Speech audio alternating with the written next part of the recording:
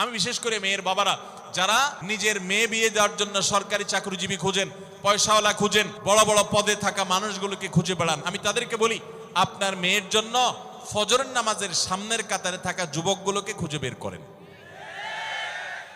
এই যে যুবকরা চিৎকার করছে সবাই ফজর নামাজ পড়েন, আল্লাহ সব যুবককে ফজর নামাজ জামাতের সাথে পড়ার তৌফিক দান করুন। ভাইরা আমার, যেই ছেলে আল্লাহকে ভয় করে, যেই ছেলের ভিতরে কোরআন এবং হাদিসের কাছে আত্মসমর্পণ করার মতো মানসিকতা আছে, এই ছেলে আর যা হোক তার স্ত্রীকে কখনো কষ্ট দিবে। যেই মেয়ে কোরআন হাদিসের কাছে নিজেকে সমর্পণ করেছে, কোরআন হাদিস যেহেতু স্বামীকে শ্রদ্ধা করতে বলে, এই মেয়ে কখনো স্বামীর প্রতি অশ্রদ্ধা করবে না।